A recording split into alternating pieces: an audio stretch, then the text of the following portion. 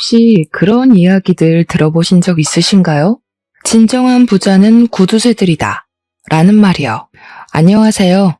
저는 구두쇠 중에서도 진정한 구두쇠 아버지 밑에서 자란 30대 여자입니다. 스크루지라는 옛날 동화책 알고 계시나요? 정말 부자임에도 불구하고 모든 걸 아끼며 살던 그 스크루지 할아버지요. 자린고비라는 말이 옛날에 들려오던 구전 동화가 아니라는 걸 저는 몸소 느낄 수 있었습니다. 바로 저희 아버지 덕분이었죠. 알고 싶지 않았던 아끼고 아끼는 그 삶을 저는 아버지 덕분에 한평생 체험을 하면서 살았습니다. 저희 아버지를 제가 스크루지 영감, 자린고비의 표본이라고 부르는 이유는 그거 말고는 다른 별명을 붙여야겠다는 생각이 전혀 들지 않아서였습니다. 저희 아버지께서는 글을 쓰시는 분이신데 작가라 바깥 생활에 관심이 없는 걸 수도 있지만 원체 무력이 그다지 없으신 분이었습니다. 젊었을 때 아버지께서 필명으로 무협소설을 시리즈로 출간을 하신 적이 있었는데 그게 정말 국내 무협소설의 표본이다 할 정도로 엄청난 인기를 얻었던 작품이었습니다. 그 작품이 대박이 난 덕분에 그 시절 그 인세로 건물을 하나 사셨고요. 그 월세가 들어옴에도 불구하고 통장에 고스란히 집어넣으시고 간간히 출간하시는 글들로 연명을 하시고 계셨습니다. 제가 중학생쯤 되었을 때부터 무협소설을 쓰는 것이 지겨우시다며 신문에 칼럼을 쓰시기도 하고 간간히 시집을 출판하시고 계시거든요. 칼럼이야 일주일에 한 번 정도는 꼬박꼬박 쓰니 고정급이고 시집 같은 경우는 1년에 한 권 출간을 할까 말까 한 부분이라 비고정급여라고 생각하고 살았습니다. 근데 그 칼럼이라는 게 사실 돈이 되는 글은 아니라서 항상 아버지는 구멍난 양말을 기워가며 생활을 하셨습니다.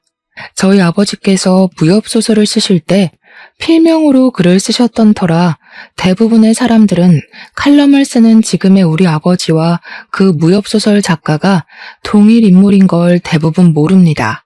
제가 너무 아버지 이야기만 늘어놓은 것 같죠?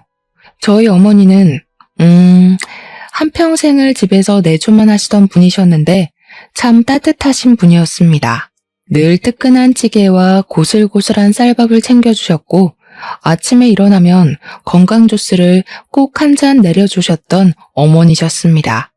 매일 아침 문을 열고 나가 밖이 추운지 더운지 체크를 해서 저의 옷을 챙겨주셨던 우리 어머니. 그런 어머니께서는 제가 18살이 되던 해에 암과 힘겹게 싸우시다가 먼저 하늘나라로 떠나게 되었습니다. 당신은 글을 쓴다는 걸 핑계 삼아서 담배를 많이 태우니까 담배를 좀 줄였으면 좋겠어. 또 하루 종일 앉아서 생활을 하는 사람이니까 하루에 한 번은 꼭 산책을 나갔으면 좋겠고, 당신이 모자를 좋아하니까 내가 당신을 위해 마지막으로 줄 수 있는 선물이 뭘까 고민을 하다가 직접 뜬 모자를 주는 게 좋겠다고 생각을 했어. 어머니께서는 마지막으로 눈을 감기 직전에 아버지를 위해 열심히 뜨개질을 한 모자를 선물로 주셨습니다. 아버지께서는 그것을 본인 평생의 보물이자 집안의 가보로 여기며 매번 산책을 나가실 때마다 그 모자를 쓰고 밖을 나가셨습니다. 담배도 대차게 끊어버리시고 어머니의 말씀대로 하루에 한 번 꼭 산책을 나가셨으며 중요한 자리에 나가실 때마다 그 모자를 쓰고 나가셨습니다. 건강관리를 잘해야 우리 딸이 나중에 시집갈 때 자기 손을 잡고 버진로드를 걸을 수 있지 않겠냐며 병원에 가는 것을 두려워하지 않으셨습니다. 아버지께서는 오히려 어머니가 돌아가신 이후에 정신을 차리고 바른 생활을 하시려 노력했지만 저는 반대로 많은 방황을 하게 되었습니다. 18살. 아직은 어머니의 손길이 필요한 시기에 어머니의 죽음이 저에게는 받아들이기 힘든 현실이었거든요. 저와 아버지는 어머니의 죽음 이후에 사이가 많이 대면대면해졌다가 제가 대학을 졸업하고 사회에 나가게 되면서 다시 친해지게 되었습니다. 저희 어머니께서 폐암으로 돌아가셨는데 저는 그게 매일 집에서 담배를 태우며 글을 쓰는 우리 아버지 탓이라고 은연중에 생각을 했었거든요. 덜 자란 18살 고등학생이 했던 생각이라 조금 유치하기 짝이 없죠. 다 자란 성인이 된 이후에 그 생각은 바뀌게 되었습니다. 그저 저는 어머니의 죽음을 제대로 이해하지 못해 누군가를 탓해야만 하는 사람이었던 거죠. 아버지의 잘못이 아니라는 생각을 하게 되면서 저는 아버지에게 다시 온전히 마음을 열게 되었고 아버지와 싸운 적은 없지만 화해를 하게 되었습니다. 아버지는 늘 글을 쓰시느라 바빴는데 저는 그런 아버지의 앉아있는 뒷모습을 보면서 꿈을 키워나가기 시작했습니다. 제 꿈은 부끄럽지만 소설가였습니다. 원래 부모에게 보고 자란 걸 그대로 따라가려는 습성이 있지 않겠습니까? 하지만 제 바람과는 달리 저에게는 글을 쓰는 재주가 별로 없었고 몇 번의 실패를 겪은 이후에 28살이 되어서야 출판사에 취직을 하게 되었습니다. 저에게 글을 쓰는 재주가 없으니까 재주가 있는 아버지의 뒤를 서포트하고 싶은 마음에 출판사 취직을 결정했던 것이었습니다. 저희 아버지께서는 제 취직을 대견하게 여기시면서도 본인에게 남은 걱정거리는 저 하나뿐이라며 천천히 하고 싶은 일을 다시 한번 찾아봐라 조언을 해주셨습니다. 제가 아버지의 뒤를 따라가려다가 등 떠밀려서 출판사에 입사를 한 것은 아닐까 걱정을 하셨던 것이었습니다. 저는 글을 쓰는 것보다 글을 엮는 일이 더 적성에 잘 맞았고 생각보다 재미도 있었습니다. 하지만 아버지께서는 제가 출판사에서 고생을 하는 것보다 본인이 구매해 두신 건물 관리를 맡기고 싶어 하셨습니다. 어차피 저에게 물려주려고 사둔 건물이었다고 하시면서 편하게 월세 받아먹으면서 살지 뭐 한다고 힘든 일을 하냐고 하셨습니다. 하지만 저는 그 건물이 우리 아버지의 전 재산이라는 걸 알고 있었기 때문에 그렇게 놀고 먹는데 사용하고 싶지 않았습니다. 우리 아버지의 무협소설 인쇄로 사신 건물이니까요. 아버지는 항상 야가 빠지지 못한 저를 걱정하셨습니다. 좋은 남자를 만나서 시집을 제대로 갔으면 좋겠다고 하시면서 남자 보는 눈이 없는 저를 걱정하셨습니다. 물론 제가 그동안 남자를 만나지 않았던 것은 아니지만 학생 시절의 연애야 뭐 사탕 하나만 나눠 먹어도 행복한 때 아니겠습니까? 아버지는 언제나 저를 물가에 내놓은 아이 취급을 하셨고 저는 그런 아버지의 심정이 이해가 가면서도 부담스러웠습니다. 남자 이야기를 꺼낼 때마다 어떻게 해서든 주제를 피하고 싶어서 노력을 했죠. 아무튼 아버지께서는 저의 남자 보는 눈에 대한 걱정을 매번 하셨고 저는 걱정하지 말라고 신신당부를 했지만 아버지의 바람대로 잘 이루어지진 않았습니다. 제가 출판사에 취직을 한 이후에 친구의 소개팅으로 만나게 된 남성분이 한 분 있었습니다. 소개팅으로 운명의 상대를 만날 확률이 얼마나 되실 거라고 생각하시나요? 저는 바늘구멍으로 소 집어넣을 확률보다 적다고 생각합니다. 남들이 보는 저의 성격이나 취향, 외모가 제가 보는 것과 매우 기준이 다르기 때문이라고 생각을 했죠. 별 기대 없이 소개팅을 나가게 되었는데 그 남자는 첫 만남에서부터 저에게 아주 적극적이고 지극정성인 남자였습니다. 솔직히 이름을 말하고 싶지도 않으니 만만한 철수라고 그 남자를 부르도록 하겠습니다. 철수 씨는 저를 위해서 매일같이 꽃다발을 사주었고요. 기념일이 되는 날마다 오늘의 향기를 기억하자며 향수를 선물해주던 남자였습니다.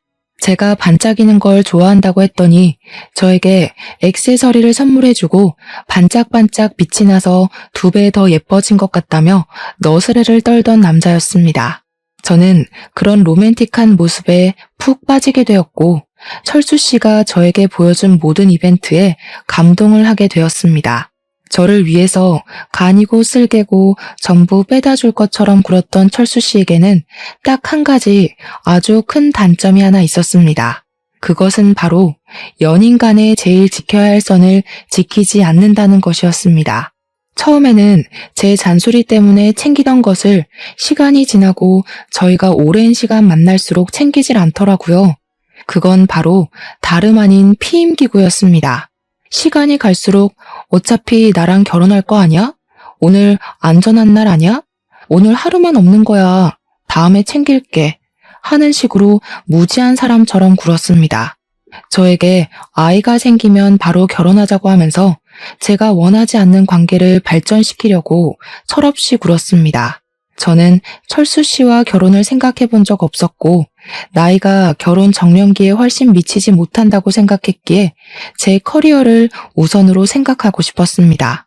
제가 철수 씨에게 한 번만 더 피임을 소홀히 하면 더 이상 만나지 않겠다, 헤어져야 할 것 같다고 이야기를 하며 엄포를 놓았습니다. 그랬더니 저한테 자기한테 그렇게 믿음이 없을 수가 있냐면서 우리에게 아이가 생긴다면 축복받을 일 아니냐고 딴소리를 하더라고요. 내가 아이를 원하지 않는다고, 당장 결혼할 생각이 없다고, 저는 제 커리어가 우선이지 결혼에 발목 끼고 싶지 않다고 했습니다. 출판사에 입사해서 일에 재미를 붙이고 있었고 언젠가 아버지의 책을 제가 담당해서 엮고 싶었기 때문에 그 꿈을 가지고 노력하는 중이었으니까요. 제 노력은 하나도 생각하지 않고 계속 결혼에 아이 타령을 하니 당연히 제가 질릴 수밖에 없지 않겠습니까? 저는 죽어도 지금 당장 결혼할 마음이 없으니 알아서 피임을 챙기지 않을 거면 우리도 여기까지 하자고 다시 한번 말했습니다. 알고 보니까 소개팅 주선자가 철수 씨한테 우리 집에 건물이 하나 있다는 걸 언지를 해뒀더라고요. 출판사에서 일해봐야 얼마나 벌겠어. 당신 집에 건물 있다며. 그거 월세 받는 게 훨씬 더 돈 되지 않아? 나도 나중에 가게나 한번 차려보고 싶었는데 당신 집 건물에서 가게 영업도 하고 그러면 얼마나 좋겠냐고. 나도 셔터맨 좀 해보자. 이 지긋지긋한 회사에서 벗어나고 싶다고. 알고 보니 저희 집 그 건물이 탐이 나서 저와 결혼을 하려고 애를 쓰고 있었던 것이었습니다. 변변치 않은 직장 생활을 하면서 건물주와 결혼을 하고 싶다며 노래를 불렀고 그걸 들은 철수 씨의 회사 동료였던 제 친구가 소개팅 자리를 연결해줬던 것이었습니다. 저는 꿈에도 모르고 있다가 자꾸 저와 결혼 노래를 부르는 철수 씨의 입에서 모든 이야기를 듣게 되었고 충격에 휩싸이게 되었습니다. 저에게 무슨 소리까지 했냐면요. 여자 나이 30이 지나면 패급이라고 자기가 결혼하자고 할 때 결혼을 해야 한다는 충고까지 들었습니다. 어떻게 사람 입에서 패급이니 뭐니 그딴 이야기를 할 수 있는지 기가 막혀서 제가 다시 한번 말해보라고 화를 냈죠. 나는 철수 씨랑 결혼 안 해도 잘 먹고 잘 살 수 있거든? 그러니까 우리 그냥 이쯤에서 헤어지자. 건물 하나 있다고 아주 고개 빳빳하게 두네? 쥐뿔도 없는 게. 건물이 하나씩이나 있는데 어떻게 쥐뿔도 없는 거야? 그러는 당신은 가진 게 뭐가 있는데? 저한테 자기가 비싼 취급해줄 때 결혼을 하자고 매달리길래 정강이를 발로 뻥 차주었습니다. 아프다고 주저앉아서 낑낑거리는데 어찌나 개 같던지. 2번 다시는 찾아오지도 말고 연락도 하지 말라고 화를 내고는 집으로 돌아왔습니다. 당연히 돌아온 이후에는 소개팅을 주선해준 친구와도 한바탕 싸움이 났고요. 그 친구랑도 연을 끊어버렸습니다. 나중에 전해 들었는데 철수 씨는 저랑 헤어진 이후에도 건물주 여자를 찾는다고 온 동네방네 소문을 내고 다닌다네요. 그렇게 철수 씨와 헤어진 다음에 만난 2번째 남자친구는 말입니다. 이놈도 길게 이야기하고 싶지 않으니 이름은 민수라고 하겠습니다. 민수 씨는 아주 얼굴이 잘생긴 편이었는데 잘생긴 남자들은 그거 아시죠? 꼴값을 떤다는 말입니다. 우연히 술을 먹다가 합석을 하게 되면서 안면을 튼 게 첫 만남이었는데 아무래도 술자리에서 만난 사람이니만큼 깊은 정을 주진 않았던 사람이었습니다. 아니나 다를까 여자가 어찌나 많던지 저랑 계속 연락을 하던 와중에도 다른 여자들을 두고 이리저리 각을 쟀더라고요. 다른 여자와의 연락이 끊이질 않고 어장관리를 얼마나 잘한 건지 거의 아쿠아리움 수준으로 했어요. 저에게는 달콤하게 꿀바른 말투로 저밖에 없다. 난 늘 너 생각만 한다 하면서 제 생일 선물로 뭘 줬는지 아십니까? 제가 진짜 차마 제 입으로 말하기가 부끄러워서 딱 한 번 인터넷에 댓글로 달았던 게 전부인데 글쎄 다이소에서 파는 인형을 주는 겁니다. 전 남자친구에게 받았던 선물 중에 제일 최악이 뭐야? 베스트 댓글에 올라간 댓글이 바로 제 댓글이었습니다. 다이소에서 파는 3,000원짜리 인형. 그게 제 30살 생일 선물이었습니다. 더 어이가 없는 건 제 생일 선물로는 3,000원짜리 인형을 줘놓고 지 생일 선물로는 명품 지갑을 사달라고 조르는 아주 제비 같은 놈이었다는 겁니다. 당연히 저는 무슨 말도 안 되는 소리냐고 나한테는 인형을 선물로 줘놓고 명품 지갑을 사달라는 게 말이 되냐고 화를 냈었습니다.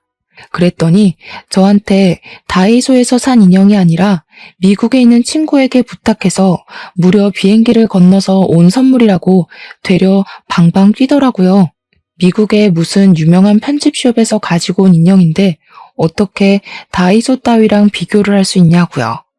제가 어이가 없어서 민수 씨를 데리고 다이소에 직접 가서 그 인형을 들이밀었더니 그제야 겸연쩍게 웃으면서 어떻게 알았지? 미안해 하더라고요. 한 번만 봐달라고 자기가 뭐라더라? 암튼 투자를 잘못해서 하필 돈이 없을 때 제 생일이었다고 변명을 하더라고요. 생일 선물로 다이소 인형을 받고 헤어졌다고 하기엔 저도 자존심이 좀 있어서 딱 한 번만 넘어가 주기로 했었습니다. 그런데 그 뒤로 저한테 이거 사달라 저거 사달라 아주 본색을 드러내더라고요. 남자친구한테 이거 하나 못 해주냐고 쪼잔하다는 식으로 말을 하는데 제가 왜 그걸 참고 있겠습니까? 당장 헤어지자고 나는 너한테 이런 거 저런 거 선물해주는 사람이 아니고 물주도 아니다. 다른 여자한테 가서 구걸해라 했습니다. 깔끔하게 정리를 했다고 생각을 했는데 글쎄 SNS에다가 저를 아주 나쁜 년으로 몰아넣는 듯한 글을 썼더라고요. 깊게 만나던 여자에게 가지고 싶은 물건이 있어서 사달라고 했더니 나한테 거지라고 했다. 다른 여자한테 가서 구걸을 하라던 그녀. 그녀는 정말로 나를 사랑했던 게 맞을까? 이런 글을 써둬서 제가 기가 막혀서 콧물이 흐를 지경이었습니다. 그러더니 저에게 따로 연락이 와서는 저랑 만나면서 돈을 얼마나 썼는지 아냐고 돈돈 타령을 하더라고요. 그 소리 듣는 게 짜증나서 얼마 썼는지 일목요연하게 정리를 해서 보여주면 정산을 해주겠다고 이야기를 했습니다. 6개월을 만났는데 만나면서 저를 위해서 썼던 돈이 고작 112만 원이더라고요.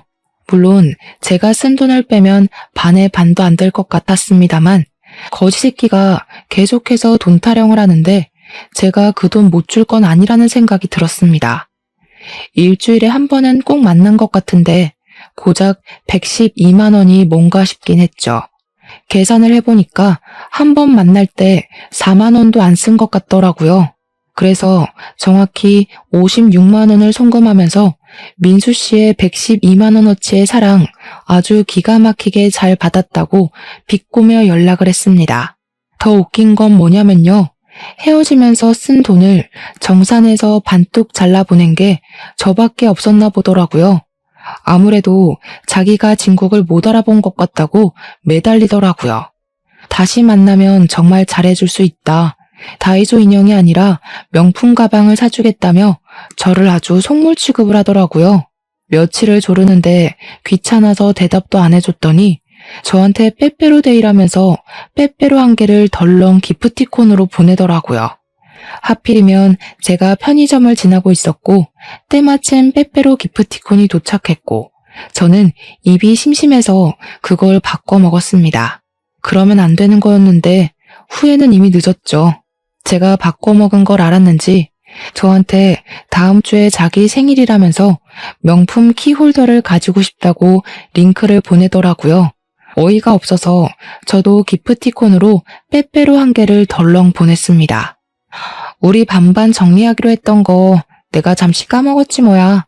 그대로 돌려줄 테니까 너도 빼빼로 잘 먹고 앞으로 여자 등차 먹을 생각하지 말고 성실하게 살아. 그러고는 바로 차단을 걸어버렸습니다. 다들 저와 같은 경험이 있으실 거라 생각은 하는데 전 남자친구가 되니까 어떻게 살고 있는지 궁금해서 SNS 염탐을 한번 해본 적이 있었습니다. 헤어진 지 한 3개월쯤 지났을 때 우연치 않게 생각이 나서 몰래 들어가서 구경을 했는데 아주 가관이더라고요.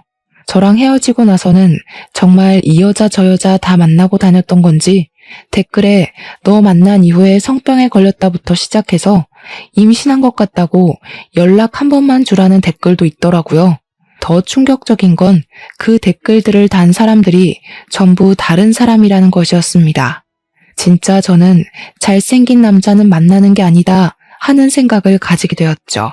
그 뒤로 한 2년 정도는 남자라면 치가 떨려서 만날 생각은커녕 연결고리조차 가지지 않은 상태로 지내다가 종합 선물 세트 같은 남자를 한 명 만나게 되었습니다. 제 나이 33살에 만난 남자였는데 정말 종합 선물 세트라는 수식어 말고는 다른 말이 떠오르지 않는 사람이네요. 도대체 대한민국에 살고 있는 멀쩡한 남자들은 누가 다 채간 겁니까? 제 몫의 남자는 왜 한 명도 없는 건지. 이 남자 또한 이름을 불러주고 싶지 않으니 영수라고 부르겠습니다. 아니 이 새끼는 정말 마마보이의 식탐꾼의 진상까지 전부 가지고 있는 대단한 남자였습니다. 저는 어릴 때부터 어른을 보면 인사를 해야 한다고 배웠고 인사성이 얼마나 중요한지에 대해 부모님께서 귀가 닳도록 설명을 해주셨습니다. 그래서 서비스업에 종사하시는 분들을 보면 공손하게 말을 하고 하대하지 않기 위해 노력을 하는 타입이었습니다. 식당에서 종업원이 뭘 가져다 준다거나 하면 감사합니다 하고 인사를 하고 택시를 탈 때에도 안녕하세요 하고 목적지를 말하는 편이었습니다.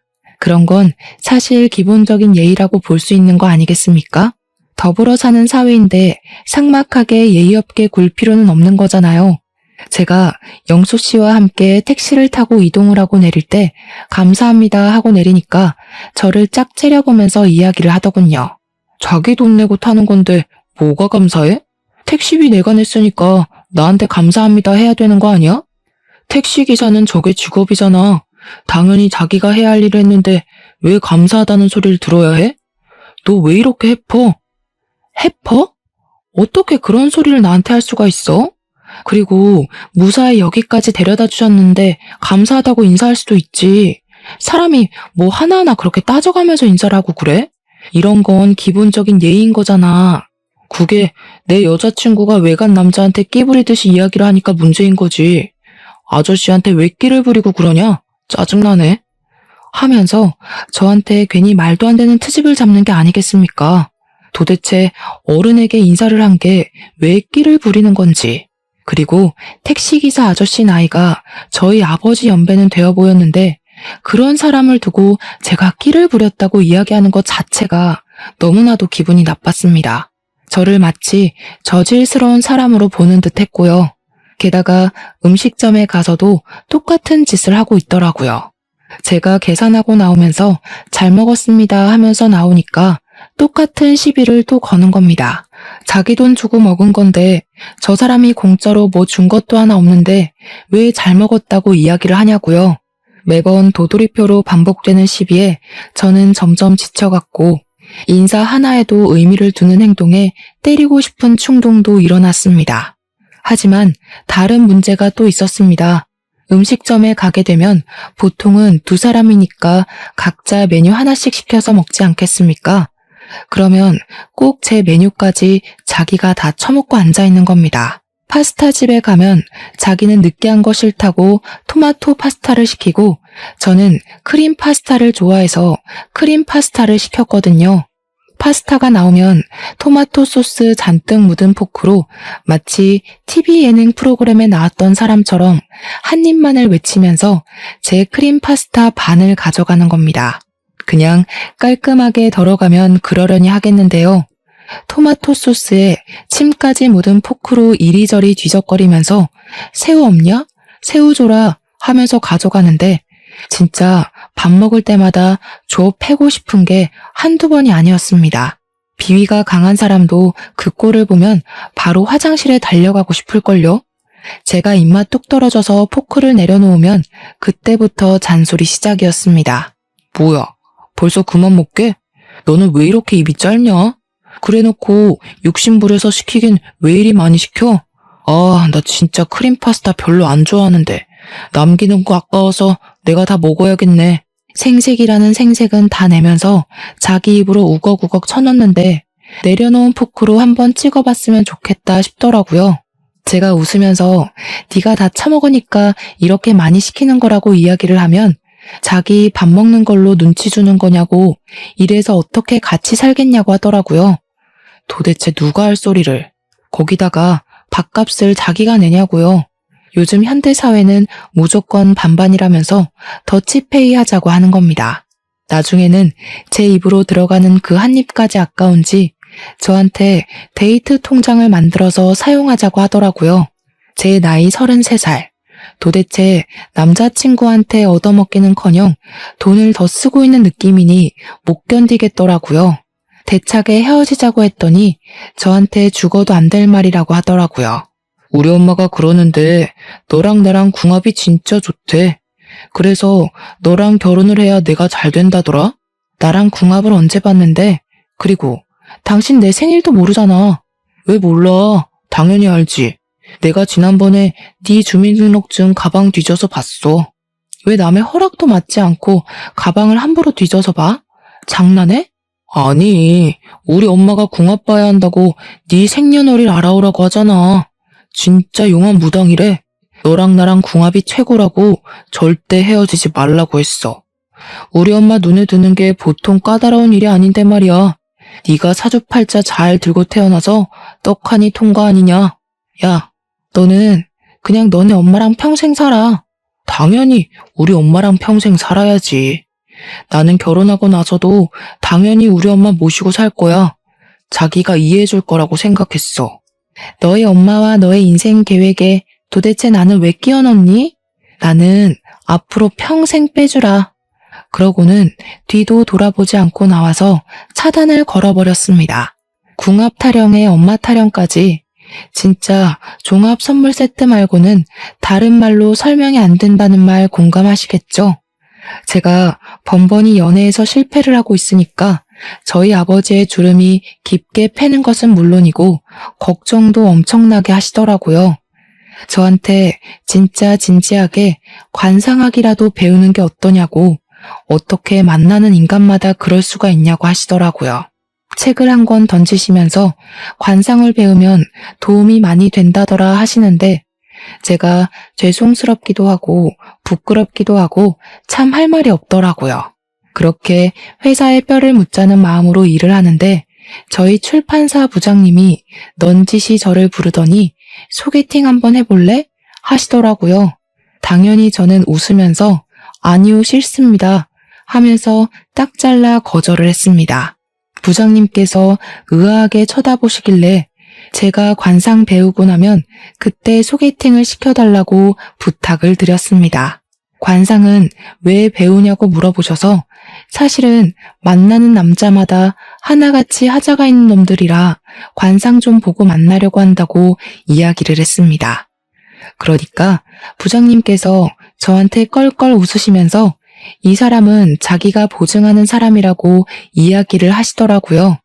부장님이 보증을 하신다고 하니까 이상하게 더 못 믿겠는 마음이 드는 거 공감해 주시려나요? 원래 남자가 말하는 좋은 남자만큼 나쁜 남자도 없다고 하잖아요. 그래서 웃어넘기고 말았는데 그날 이후로 부장님이 계속 한 번만 만나보라고 말씀을 하시더라고요. 사람이 진짜 진국이라고 저도 본인이 무척이나 아끼는 사원이니까 둘이 만나봤으면 좋겠다고 너무 잘 어울릴 것 같다고 말입니다. 하필 부장님께서 직접 주선하시는 자리이다 보니까 제가 거절을 하기가 좀 애매하더라고요. 한 번, 두 번이면 괜찮은데 얼굴을 마주할 때마다 그 소리를 하시니까 결국 저도 한 번만 만나보겠다고 아니면 바로 도망칠 거라고 이야기를 했습니다. 솔직히 연이은 실패로 인해서 대충 자리만 때우다가 나와야지 하는 마음으로 기대감도 없이 나갔습니다. 근데 첫인상이 너무 좋으신 분이 앉아있는 거 아니겠습니까? 제가 그동안 만났던 사람 중에 도를 아십니까 하는 사람만 없어서 긴장감을 늦추지 않았습니다. 키도 크고 생긴 것도 나름 멀쩡하고 같이 걸어 다녔을 때 쪽팔리지 않을 것 같은 사람이었는데 옷 입는 센스가 참 좋았습니다. 혹시 패션 쪽에서 일을 하시나 싶어서 직업을 물어보니까 소아과 의사라고 하더라고요. 그게 참 의외였습니다. 사실 생긴 건 공부 잘하게 생기진 않았었거든요. 거기다가 애들을 좋아하는 소아과 의사라고 하니까요. 제가 놀래서 소아과 의사요? 하니까 그분이 웃으면서 자기가 애들을 좋아해서 소아과로 갔다고 하시더라고요. 제가 공부를 꽤 잘해서 성적 맞춰서 의대에 가긴 했는데 소아과가 제일 마음에 남더라고요. 요즘 애 낳는 사람들이 별로 없어서 인기가 있는 과는 아니지만 어딘가에 아이가 한 명이라도 있으면 제가 살려야 하지 않을까 하는 사명감이 들었습니다. 지금은 동네에서 작게 소아과를 하고 있는데 나름 유명해져서 그런지 환우들이 조금 있어요. 저는 진중한 그의 말에 푹 빠져들게 되었습니다. 아이 좋아하는 사람치고 나쁜 사람 없다고 하지 않겠습니까? 동네 아이들이 많은 건 아니라 늘 손님이 많은 건 아니지만 먹고 살 만큼은 있다고 하더라고요. 건물주를 잘 만나서 그런 건지 몇 년 동안 월세도 동결되어 있고 해서 부족하지는 않다고 하는데 그때 처음으로 알았습니다. 의사라고 전부 떼돈을 버는 건 아니구나. 사명감을 가지고 일을 하는 사람도 많구나 하는 것을 말입니다. 제 나이가 35살일 때 만나게 된 인연이라 그런지 탐색전이 생각보다 꽤 길게 이어지게 되었습니다. 아무래도 제가 그전 연애에서 당한 것들이 꽤 많았고 나이도 있는지라 조심스러워지는 건 어쩔 수 없더라고요.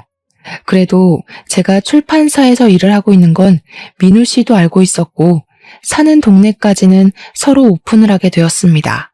그 사람은 우리 집에서 별로 멀지 않은 곳에 병원이 있었고요. 제가 사는 동네에서는 15분 정도 더 떨어진 곳이었습니다. 민우 씨의 병원 근처에 저희 아버지 소유의 건물이 있었는데 그런 것까지는 일부러 오픈을 하진 않았습니다.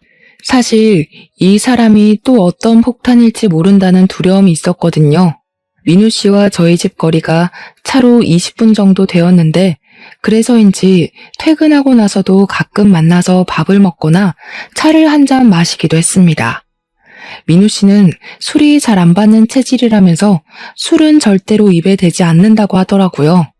그 부분이 참 마음에 들었습니다.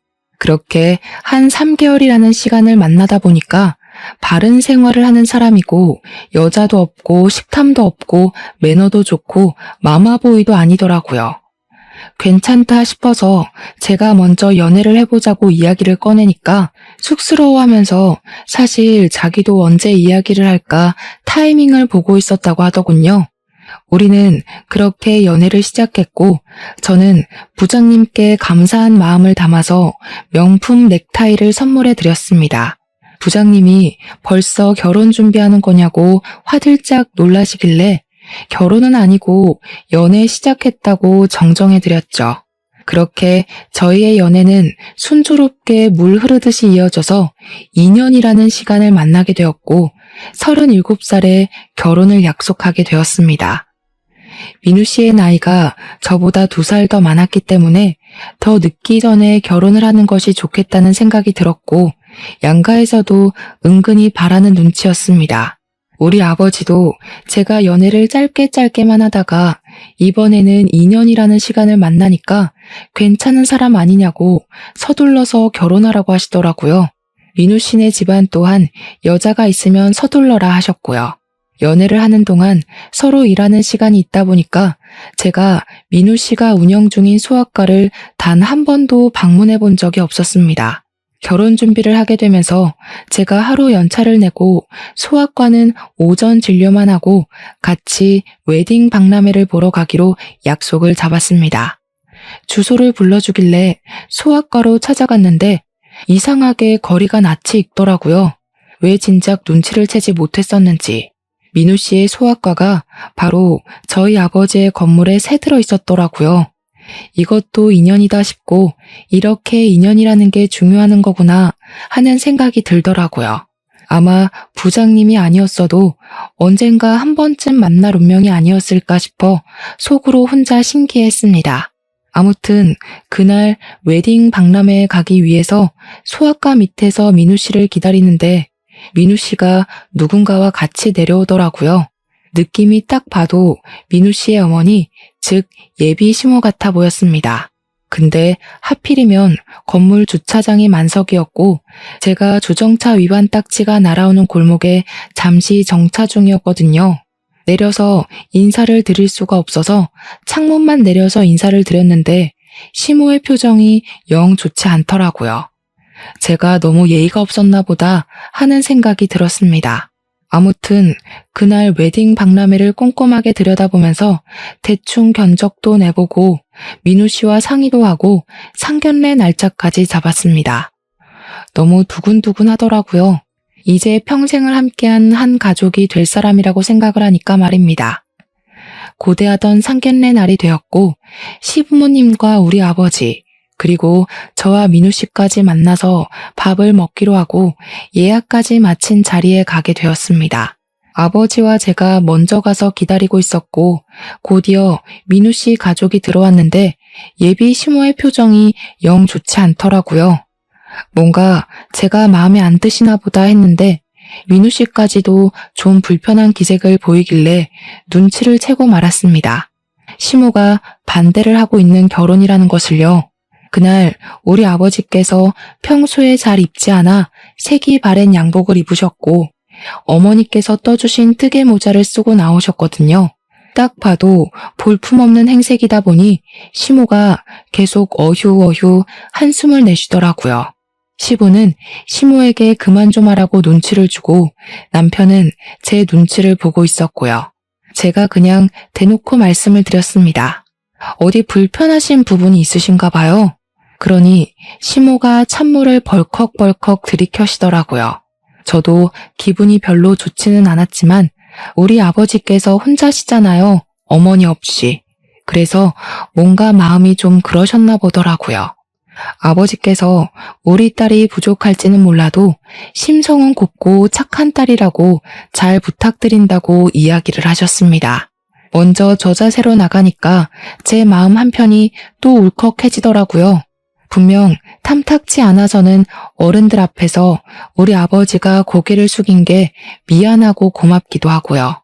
시부가 아니라고 우리 아들도 부족함이 많은 아이라고 같이 주거니 받거니 하려는데 시모가 말을 확 가로채더라고요. 우리 아들이 의사인데 뭐가 부족해? 차고 넘쳐서 흐르는 지경이지. 그러자 민우 씨가 시모를 막 말리더라고요. 제발 가만히 좀 있으시라고요. 속이 시커멓게 타는 기분이라 저는 물이 절로 들어갔습니다. 아무튼 불편한 공기가 쫙쫙 흐르는데 시모가 결국에는 입을 열고 하고 싶은 이야기를 하시더라고요. 제가 참 속이 시끄럽습니다. 우리 아들 의사로 키우는 게 결코 쉽지 않았거든요. 택시기사로 일하는 우리 남편, 주방일 하는 제가 겨우겨우 키워낸 아들입니다. 처음에 소아과 개업했을 때 얼마나 뿌듯했는지 모릅니다. 병원에 환자가 많은 건 아니지만 먹고 살 만큼은 되니 넉넉한 처가 만났으면 하는 바람이 있었죠. 근데 부족해도 너무 부족한 거 아닙니까? 이야기 들어보니까 글쟁이라고 하시던데 예전부터 글쟁이들이 가난했죠. 글쟁이라는 단어가 솔직히 기분이 나빴습니다. 어머님, 글쟁이가 아니라 작가라고 합니다. 너 지금 나 가르치니? 제가 솔직히 남자 하나는 잘 골랐다 싶었는데 시모가 이런 폭탄이라니 정말 환장하겠더라고요. 시부랑 남편이 시모에게 예의 없이 행동하지 말자고 시모를 나무라시더라고요. 내가 천성이 나쁜 사람은 아니고 그냥 속이 상해서 그렇습니다. 나도 벤츠 끄는 며느리 갖고 싶었어요. 우리 아들이 의사 됐을 땐 그럴 수 있을 줄 알았죠. 강남에 병원 떡하니 개업해주고 우리 부부 노후 걱정 없이 살게 해줄 그런 며느리 안 원했으면 거짓말이죠. 네네, 이해합니다. 얼마나 힘들게 자식 뒷바라지 하셨을까요? 맞아요. 택시기사 해봐야 얼마나 법니까? 다 회사가 가져가지. 제가 주방일 하면서 손이 부르트게 키워낸 아들이라니까요. 물론 예비 며느리가 부족하다기보다는 저는 가난이 싫은 겁니다.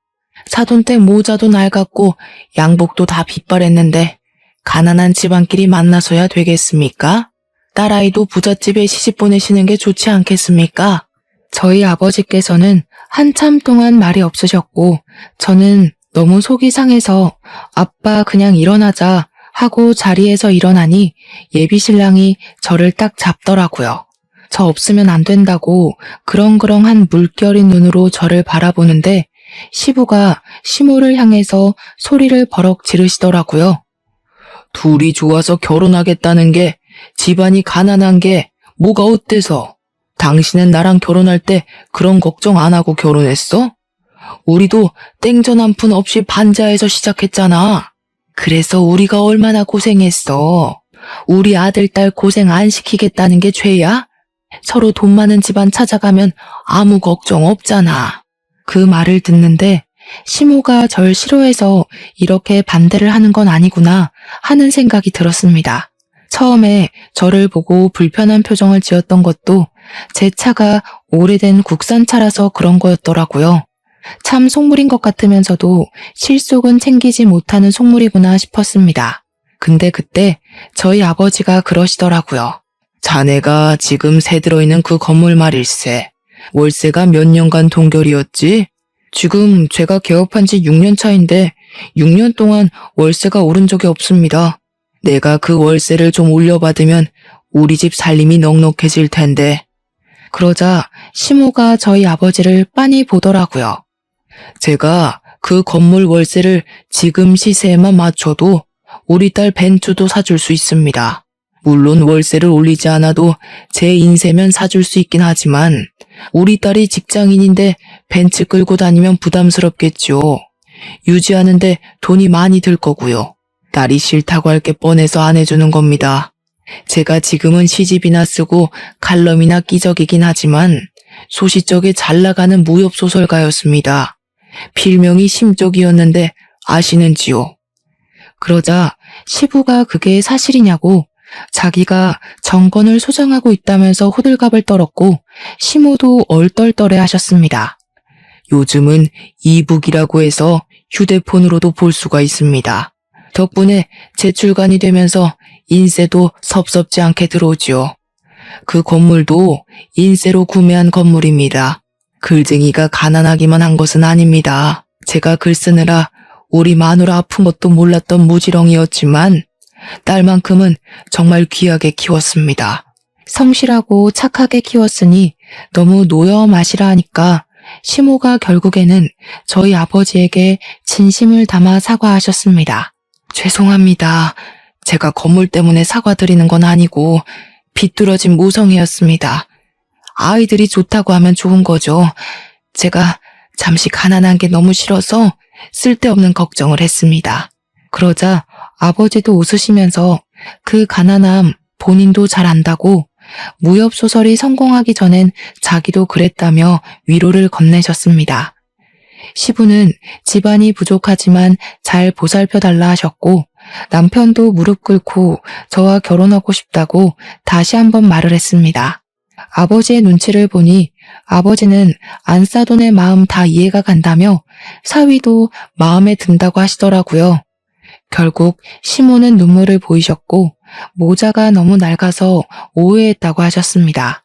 아버지는 모자가 어머니께서 돌아가시기 전에 떠준 마지막 선물이었다고 하셨고 시모는 고개를 들지 못했습니다. 다시 한번 사과를 함으로써 훈훈하게 상견례를 마무리했고 저희는 그렇게 부부가 되었습니다. 그렇게 결혼한 지 4년째, 우리 아버지는 10년째 월세를 동결하고 계시고 저는 출판사에서 당당히 승진을 했으며 아버지의 새 시집을 제가 엮어 출간했습니다. 저는 아이도 하나 낳았고요. 지금은 시모가 즐겁게 아이를 돌봐주시고 계셔서 복직을 할 수 있었답니다. 삐걱거림이 있었지만 결국엔 하나가 된 저희 가족. 앞으로의 밝은 나날을 걸어갈 수 있도록 저희의 삶을 축복해 주시고 응원해 주세요.